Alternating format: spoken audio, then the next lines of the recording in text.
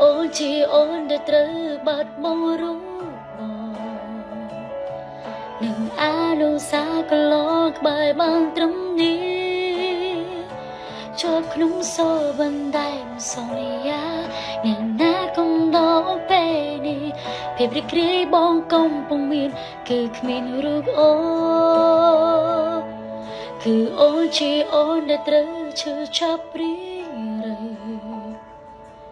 អូនគ្មានអន្ទីពលវ័យអាចខត់ខាំងបងថាបងត្រូវការសេរីភាពបងថាចង់ធ្វើតាមបេះដូងអូនមិនត្រឹមប្រើពាក្យលងលោសម្រាប់ខ្លួនឯង